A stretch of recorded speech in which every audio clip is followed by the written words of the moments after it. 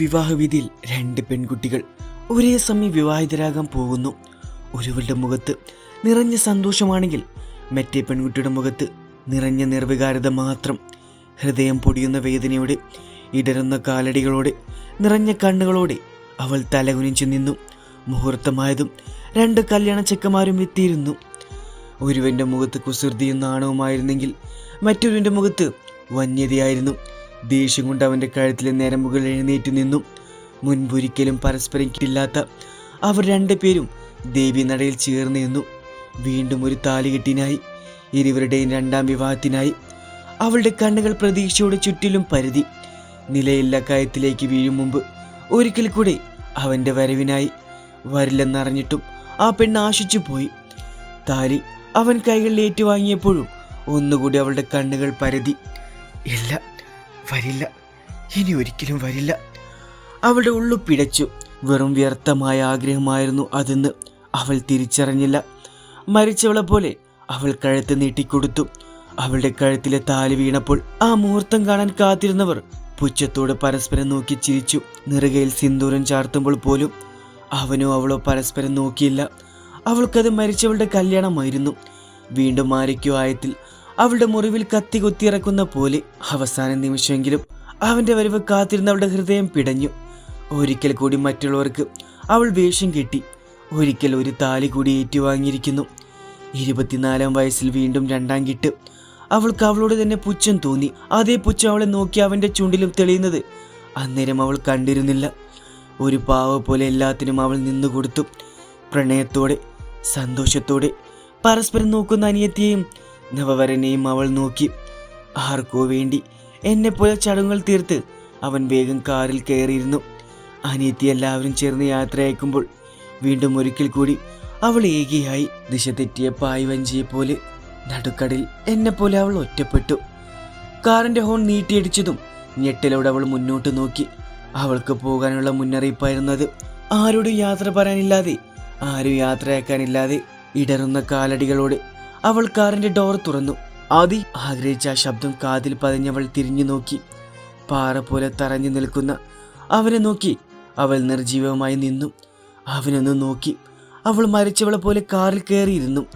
അരികിലുണ്ടായിരുന്നവൻ താല്പര്യമില്ലാതെ അവളെ കണ്ടപ്പോൾ സീറ്റിൽ ചാരി കിടന്ന് കണ്ണുകൾ അടച്ചു. കാർ അകന്നു പോകുന്ന നോക്കി അവൻ നിലത്ത് മുട്ടുകുത്തി പൊട്ടിക്കരഞ്ഞു. അവളുടെ കണ്ണുകൾ നിർത്താതെ പെയ്തുകൊണ്ടിരുന്നു.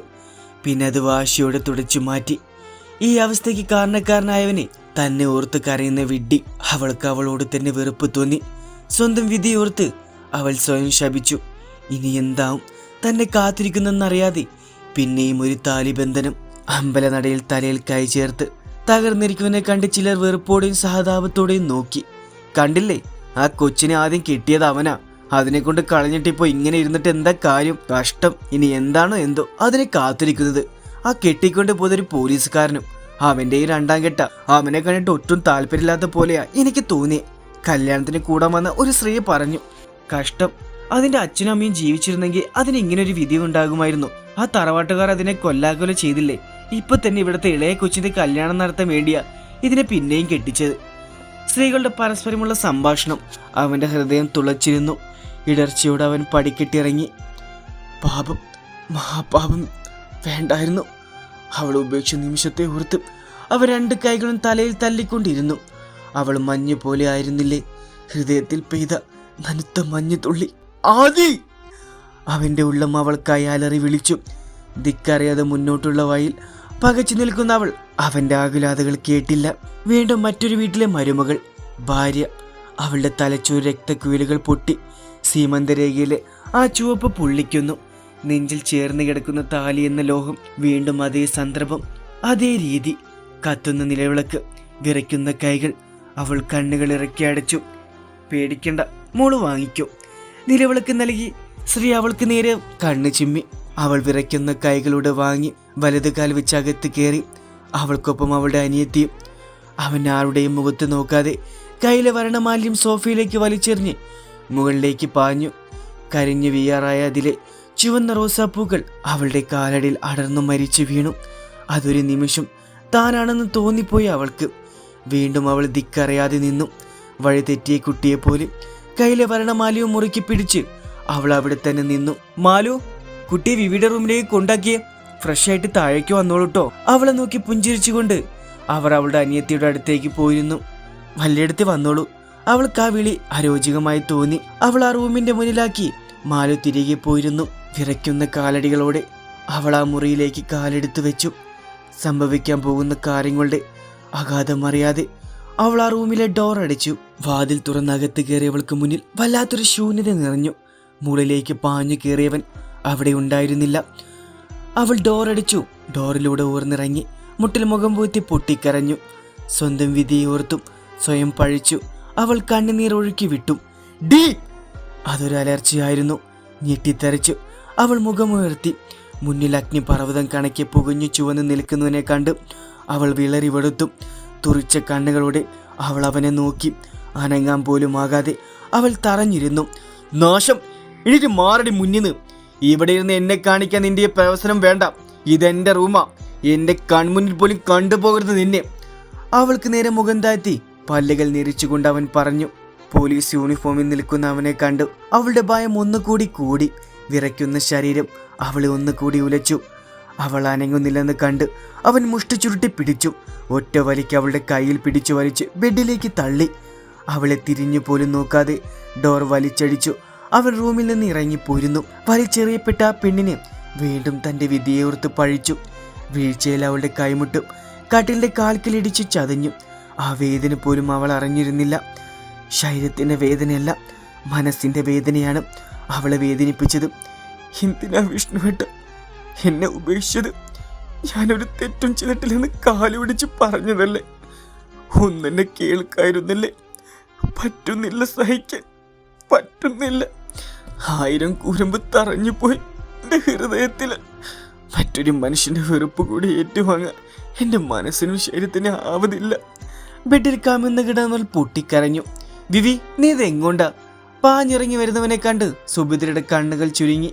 അവനവരെ പുച്ഛത്തോടെ നോക്കി കാറിന്റെ കീമെടുത്ത് പുറത്തിറങ്ങാൻ തുടങ്ങി. ഇന്ന് നിന്റെ വിവാഹമായിരുന്നു, മറന്നുപോയി നീ. ബന്ധുക്കളൊക്കെ നിന്നെ തിരക്കിയ ഞാൻ എന്ത് പറയും? നിന്റെ താലി ഏറ്റുകഴിഞ്ഞ പെണ്ണുണ്ടകത്ത്, അതിന്റെ കൂടെ ആരുണ്ടാവും? നാട്ടുകാർ വരുമ്പോ. അവന്റെ മുഖത്ത് പുച്ഛവും അറപ്പും നിറഞ്ഞു. എത്ര വിവാഹത്തിന് ഞാനിങ്ങനെ നിൽക്കണം? വർഷങ്ങൾക്ക് മുമ്പ് ഇതുപോലെ കോമളായി ഞാൻ നിന്നിരുന്നു. ഇന്ന് എന്നെ അതിന് കിട്ടില്ല. പിന്നെ അകത്തൊരുത്തി വന്നിട്ടില്ലേ, അവൾക്ക് ഇതിലൊന്നും പരിചയക്കുറവില്ലല്ലോ, അവള് നിന്നോളും.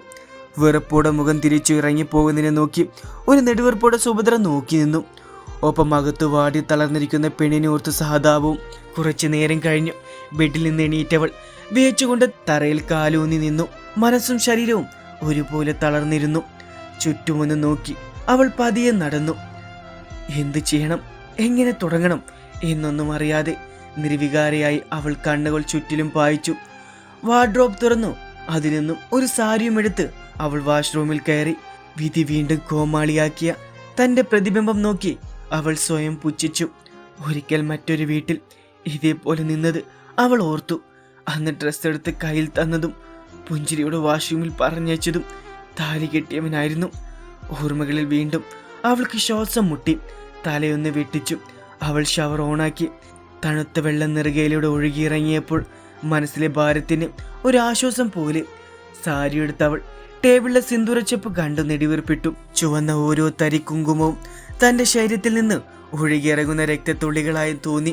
അതിൽ തൊടുമ്പോൾ അവളുടെ വിരലുകൾ വിറച്ചിരുന്നു. കണ്ണുകൾ അടച്ചു. അവൾ നെറുകയിലൊന്ന് തൊട്ടു. വീണ്ടും അനുസരണയില്ലാതെ കണ്ണുകൾ പെയ്തു തുടങ്ങിയിരുന്നു. താഴേക്കിറങ്ങി വരുമ്പോൾ കണ്ടിരുന്നു പരസ്പരം പ്രണയത്തോടെ നോക്കി പൂത്തു നിൽക്കുന്ന അനിയത്തെയും വരനെയും. നിർവികാരമായി അവരെ ഒന്ന് നോക്കി അവൾ ഹാളിന്റെ നടുവിൽ നിന്നു. എങ്ങോട്ട് പോകും, എന്ത് ചെയ്യും? വല്ലാത്തൊരു വിരസത. 2-3 ബന്ധുക്കൾ അങ്ങിങ്ങായി ഇരിപ്പുണ്ട്. അതിൽ ചിലർ അവളെ നോക്കി സഹതാപത്തോടെ പുഞ്ചിരിച്ചു. അടുക്കൽ നിന്ന് ആരുടെയൊക്കെയോ സംസാരം കേൾക്കുന്നുണ്ടായിരുന്നു. അവൾ പതുങ്ങി അങ്ങോട്ട് നടന്നു. സുഭദ്രയും വേറെ 2 സ്ത്രീകളും അടുക്കളയിലുണ്ട്. ചായ തിളപ്പിക്കുമായിരുന്നു. അവൾ അവിടെ വന്നു നിന്നു അവരേക്ക് നോക്കി. പഞ്ചസാര എടുക്കാൻ തിരിഞ്ഞ സുഭദ്ര കാണുന്നത് കൗതുകത്തോടെ ഓരോയിടത്തായി നോക്കുന്ന അവളെയായിരുന്നു. ആ, മോള് വന്നോ?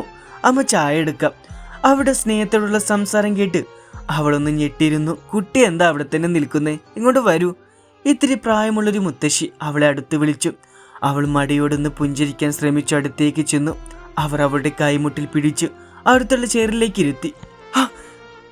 അവൾ നെരിവ് വലിച്ചു. അവളുടെ മുഖം ചുളുങ്ങുന്നത് കണ്ട് കാര്യം അറിയാതെ അവർ നോക്കി. കൈമുട്ട് മുറിഞ്ഞിട്ടുണ്ടല്ലോ കുട്ടി, ഇതെന്തു പറ്റി? അപ്പോഴാണ് അവൾ പോലും അത് ശ്രദ്ധിക്കുന്നത്.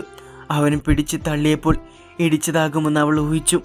അവൾ തലകുനിച്ചു നിന്നു. സത്യങ്ങളോടൊക്കെ തുറന്നു പറഞ്ഞാൽ തന്നോട് അയാൾക്ക് ദേഷ്യം കൂടുകയുള്ളൂ. അതോർത്ത് അവളൊന്ന് ഭയന്നു. അത് വാതിൽ തട്ടിയതാ, അവൾ പതർച്ചയോടെ പറഞ്ഞു. പക്ഷെ സുഭദ്രയുടെ കണ്ണുകൾ ചുരുങ്ങി. അവൾക്ക് കാര്യങ്ങൾ ഏകദേശം മനസ്സിലായിരുന്നു. അവരുടെ മനസ്സിൽ അപ്പോൾ ദേഷ്യത്തോടെ ഇറങ്ങിപ്പോയവനായിരുന്നു. സൂക്ഷിക്കേണ്ട കുട്ടി, സാരില്ല, ആദ്യമായിട്ട് വരുമ്പോൾ ഇങ്ങനെയാ, നമുക്കൊരു പിടിയുണ്ടാവില്ല. മുത്തശ്ശി അവളെ സമാധാനിപ്പിക്കണമെന്ന വണ്ണം പറഞ്ഞു. അല്ല സുഭദ്രേ, നിന്റെ ഇളയ മരുമകൾ എന്തേ? വേറൊരു സ്ത്രീ വാതിലിൻ്റെ അടുത്തേക്ക് നോക്കിക്കൊണ്ട് പറഞ്ഞു. വന്നോളും. അത്രമാത്രം പറഞ്ഞവർ ചായ കപ്പിലേക്ക് പകർന്നു. അവൾക്ക് നേരെ നീട്ടി. അവൾ അതിശയത്തോടെ അവരെ നോക്കി. വാങ്ങിക്ക്, ഒന്ന് ഉഷാറാവും, ചൂടോടെ കുടിക്ക്. അവൾ കൈ നീട്ടി ചായ വാങ്ങി. അവളുടെ മുഖം കണ്ട് സുഭദ്രയ്ക്ക് അലിവ് തോന്നി. മോളുടെ പേരെന്തേ? ഞാൻ മറന്നുപോയി, മുത്തശ്ശി വീണ്ടും ചോദിച്ചു. ആരതി, അവൾ പതുങ്ങിയ സ്വരത്തിൽ പറഞ്ഞു. കേട്ടോ അമ്മേ, അടുപ്പുള്ളവർ കുട്ടിയെ ആദ്യം എന്നാ വിളിക്ക. സുഭദ്ര പറഞ്ഞപ്പോൾ വീണ്ടും അവളുടെ കണ്ണുകൾ തുളുമ്പി. അവർ കാണാതെ അവളത് തുടച്ചു. മോൾ റൂമിലേക്ക് പൊക്കോ, അമ്മ വിളിക്കുമ്പോൾ വന്നാ മതി. അവളുടെ അവസ്ഥ മനസ്സിലാക്കിയ സുഭദ്ര പറഞ്ഞു. മങ്ങിയ പുഞ്ചിരിയോടെ അവൾ ചായക്കപ്പുമായി മുകളിലേക്ക് കയറി. അവൾ പോകുന്ന കണ്ട് പരസ്പരം നോക്കി നെടിവീർപ്പിട്ടു. പാവം കുട്ടി, ഈ കാലത്തിനെടുക്കാതെ എന്തൊക്കെ അനുഭവിച്ചു. ചെറിയ പ്രായത്തിൽ 2 വിവാഹങ്ങൾ താങ്ങാനാവില്ല അതിൻ്റെ മനസ്സിന്. സുഭദ്രേ, എപ്പോൾ ഒരു കണ്ണുണ്ടാവണം. ഉണ്ണി അതിന് നോവിച്ചെന്നിരിക്കും. അവൻ്റെ ഇപ്പോഴത്തെ സ്വഭാവം എനിക്കെന്നെ പേടിയാ. മുത്തശ്ശി ഭീതിയോടെ പറയുമ്പോൾ ആ ഭയം സുഭദ്രയിലും പകർന്നിരുന്നു. സർവവും തകർന്നവനെ പോലെ അവൻ സോഫയിൽ വന്ന് തലകുനിച്ചിരുന്നു, ഒരു കുറ്റവാളിയെ പോലെ. വിഷ്ണു, ആരത് എവിടെ? മുറിയിൽ നിന്ന് ആകാംക്ഷയോടെ ഇറങ്ങി വന്ന ആ സ്ത്രീ അവൻ മരവിച്ച പോലെ നോക്കിയിരുന്നു. അവൻ്റെ മുഖഭാവം കണ്ടും അവരൊന്ന് ഞെട്ടി. അവൾ ഇനി വരില്ല അമ്മേ. അവൻ്റെ വാക്കുകൾ ഇടറിയിരുന്നു. അവരൊന്ന് പിന്നിലേക്കാഞ്ഞു മേശയിൽ ചാരി നിന്നു. വരില്ലേ? അങ്ങനെ പറഞ്ഞു അവള്? അവർ വേദനയോട് ചോദിച്ചു. അവൾ കാത്തിരുന്നിട്ടുണ്ടാവും എന്നെ, മറ്റൊരുവൻ്റെ താലി കഴുത്തിൽ വീഴുന്നത് വരെ. അവൻ്റെ വാക്കുകളിൽ വേദന നിറഞ്ഞു. അവരുടെ ഉള്ളിൽ സ്ഫോടനം നടന്നു. കാതുകൾ കൊട്ടിയടക്കപ്പെട്ടു. കേട്ടത് വിശ്വസിക്കാനാവാതെ തറഞ്ഞു നിന്നു. പാപിയാ ഞാൻ, മഹാപാപി. ഒരിക്കൽ നടുക്കടലിൽ നിന്ന് ഞാൻ അവളെ കൈപിടിച്ച് കയറ്റി വീണ്ടും അവിടേക്ക് തന്നെ വിട്ടുകളഞ്ഞു. ആ പെണ്ണിൻ്റെ കണ്ണുനീർ ഇന്നെൻ്റെ തലയ്ക്ക് മുകളിൽ തൂങ്ങിയാടുന്നവളാണ്. ഒന്നുറപ്പ, എന്തെങ്കിലും അവൾ തനിച്ചായ അവൾക്ക് ഞാനുണ്ടാവും. പ്രായശ്ചിത്തമല്ല, എൻ്റെ പാപത്തിൻ്റെ പരിഹാരം. ഇടറുന്ന കാലടികളോടെ അവൻ നടന്നു പോയതും അവർ പൊട്ടിക്കരച്ചിലൂടെ തളർന്നിരുന്നു.